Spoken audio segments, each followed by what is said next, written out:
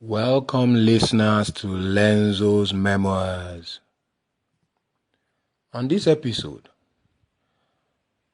I'm joining this discussion concerning Nigeria Decides 2023.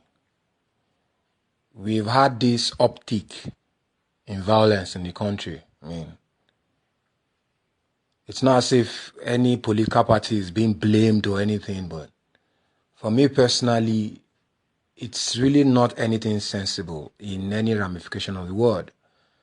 Just this morning, Yoruba Nation agitators carried guns and started fighting police. But please, in all this violence and all this, comedy of campaigns of evil, where did Yoruba Nation rise from again that we are hearing of them a month to elections in the Southwest? Because when you have that kind of problem in Lagos or Jota, you are having some people going to kidnap people in what do you call it, in Edo train station. Then some senseless killings. It's not insecurity now. It's just stupidity as far as I'm concerned. Those that are gone are gone. But if it is this, idea of trying to cause chaos, to spread fear, make people feel unsafe, that there's a problem when there's no problem.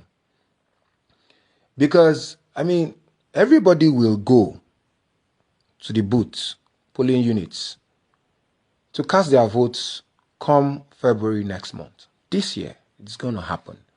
We've had IPOB, being against elections. People are just saying things, terrorism, financing, and the desperation of, some particular people thinking Nigeria belongs to them. But while that is going on, it's just, everyday life.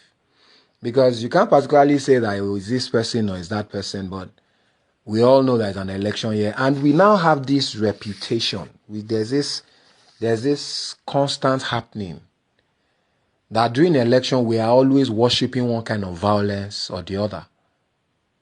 Boko Haram 2015, Fulani Headsmen 2019, and stark raving mad terrorists 2023. Why? Well, who are these people lying?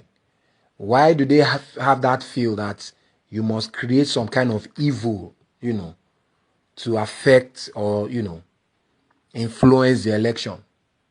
People that have been running the rail lines peacefully for years. Itakpe Lokoja line came up, I think, 2019 or 2021 or something. It is this year that they are now kidnapping people just a month to election in Edo. In Edo, for that matter. Well, my own major concern as we are going to this, election is when I hear someone like Peter Obi of the Labour Party saying the youth should not vote for APC, PDP party structures. Now, it is a well-known fact that LP has no party structure. I say this confidently because it is everybody's knowledge, because the information is out there for those that want to know how he became their presidential flag bearer. Now, based on legal terms, it doesn't even hold water. You don't just go, you hear someone in another party coming to be a spokesperson. Do they really think this entire thing is a joke or a social media comedy? You are now going and you are now saying they should not vote for parties that have party structure. You see, you need to actually decide by yourself. It's a personal meeting. It's a reasoning you have to come. Do a personal meeting with yourself. Because when Obi says that, when Peter Obi says that, he shows his total lack of understanding of what life, our existence is all about. Because our existence is actually based on well-grounded structure. That's why they tell you your dad, your mom, that's why they encourage you to be under them for training, do this. There must be structure to life. Now, if you now want to select a leader, there must be structure in that party. There must be structure. The PDP are having G5 governors right now because they are fighting the party structure. Now, someone that is now in a party that has no structure, there is nothing like semblance of structure. The legality of some of the things Peter Obi is even doing is appalling. How can you carry another candidate from another party to come and be the spokesman for another party in a national presidential election? I mean, look, when some of you that are educated, when you discuss some of these things, I laugh. What is the value of your going to school? We are in a country where a professor was saying that Buhari was Jubilee of Sudan, based on one tout Nnamdi Kanu saying it. You read real human being that investment has been done by the country to give them cheap education. What nonsense is this now? There's no structure. You see, someone that is looking for a spokesperson that goes to another party, how is he going to pick a transport minister? How is he going to pick a finance minister? How is he going to pick anything? Look, what is annoying me the most is the fact that Jonathan has happened to us. Now, I have no beef because former President Goodluck Jonathan is actually the hero they call him for the fact that he handed over peacefully. He handed over peacefully. I heard from Grapevine here before the election that he had said that if he loses, he will hand it over. Because Okoye has said one thing. He said he did not have the political will to do those things he wanted to do. The records are there. Arms, called Tasuki, they shared the money. Nobody is denying it now. These cases are in court. What do you think governance is about? Some of you that open your mouth, what do you think it is about? Do you think it's about you being in a safe Lagos and saying that they are killing themselves in Anambra and Buhari that is in Abuja is irresponsible? Is that governance to you? That once you cannot eat, once you want to eat caviar, you cannot have it, Buhari is irresponsible, as in, was Buhari present when your mama, they meet your papa, your papa, they meet your mama to conceive you, or any one of us? Once they born you, once you are giving birth to, and you have awareness, hustle. It is very dangerous for someone that has no party structure to start to tell you, and you hear people actually saying he has idea. What nonsense idea? There's nothing successful about Peter Obi. That's the problem. He has not been or handled or executed a project that is $1 billion in his life. If he has, then I'm wrong, but show me. Sanwo-Olu has completed a $1.5 billion project, Lekki Deep Seaport. He's about to commence a $2.5 billion stroke $3 billion project, Fort Milan Bridge. They have selected the fourth bidder, the preferred bidder. What are we now talking about? We are talking money, he's talking nonsense. They are spending billions, he's talking shishi. Then his VP starts to cry on television that they are talking about his family. Do they even have the faintest idea the competition they are in? Do they know the enormity of what they are contesting? Do they know the value? You see, it's a value proposition, it's a value analysis. Because he speaks without, sensible metrics. He will just tell you like China. China is practicing more like a socialist governance, where it's more or less dictatorship, censorship. And he keeps saying it confidently, which is actually an example of how ignorant. That is the only word. It must be ignorance. Because for you to get the job done, there's a process. The process in a democracy is totally different. As in, I don't understand. Does it even think you will not start saying like Bangladesh, like, where are you calling? What are they practicing there? What are we practicing in Nigeria? If you don't understand what is happening, how can you even discuss it, talk less of leading it? They said power. He says he will go to Egypt in 3 days. I mean, are you people with all your education speaking on behalf of him? There's nothing. He said he's always saving money. He saved money for Anambra. Which account did he put the money? Because what is in the news is that Soludo is looking for 250 billion naira annually for infrastructure for Anambra State, where he governed. So basically, where are you picking all this, fallacies from?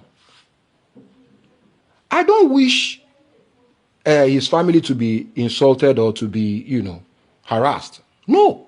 But you see, you must know that the work, when you contest for public office, you are putting yourself in public space. It takes grace and a lot of maturity. Buhari that is there, they've called him clueless. What have they not called him? Did someone not just say his wife ate Nigerian money and is going fat? So how many cries do they think they are going to cry? Because at the end of the day, really, it's just babish, it's childish, it's nonsensical. I mean, is it now a drama competition that you're not telling me Nollywood is now going on is now contesting election? These things don't make sense, please. And please, for Peter Obi to even start to reason, and that is really what is annoying me. Despite the continued violence in the southeast, he has not said a word. He has not condemned ESN. He has not sat down to meet with any of the elders to try and forge a way forward. Yet he knows all the solutions to Nigerian problems. Come, who is fooling who? Because some people that I even know, that I respect, when they utter these things out, he has idea, he has no pedigree. First of all, start with pedigree. Experience is totally non-existent. So, please, I am saying this because, look, who do anyhow go see anyhow. Because after Buhari won in 2015, that was when Kanuna realized that the Igbos wanted to leave. And the Igbos should please sit up. You are not even going to the north. He's not even going to the north. He's not doing anything. You are just spreading lies all over the place, acting films up and down in a very serious matter. Do you know how big a machine Nigeria is? Do you know? They are talking of 21 point something trillion. You are saying someone that has not handled 500 million. You come and be president. What nonsense is that? Sanwo-Olu is there that is doing project of 2.5 to 3 billion, executing it, everything. You are saying someone has idea in Anambra. Meanwhile, all the people talking, all of them are in Lagos. I was telling one guy yesterday now. All of you will come to Lagos to come and find a better life. Why you live Anambra? Why you live Southeast? You now say, now get the idea of our future day. Say which nonsense future? Look, I'm just correcting it. No, it's the structure that calls it. It is the structure. Anybody that is anything that has no structure, leave it. He's saying they should vote out those that have structure and bring in. See, anytime you are those of you supporting him, anytime you are talking, be checking your intelligence. I'm just telling you, I'm advising. Be checking your intelligence because as you are typing it, as you are saying it, I am just looking at you, and any word that comes out of my mouth, any name I call you, please just manage it. I'm not a bully. I'm just telling you the truth. Check your life. He's 61 now, has nothing to show. The next that he's talking about, that is his family business. He went to the breweries he built. What was his family franchise doing in it? Government money.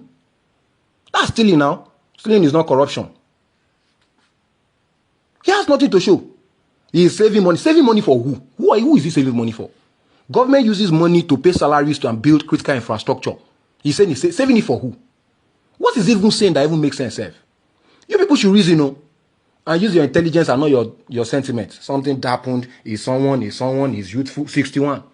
Now, let it. What has youth got to do with it?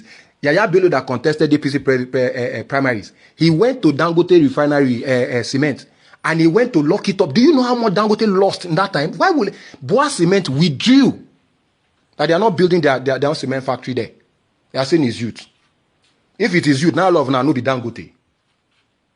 I hope you guys have enjoyed it.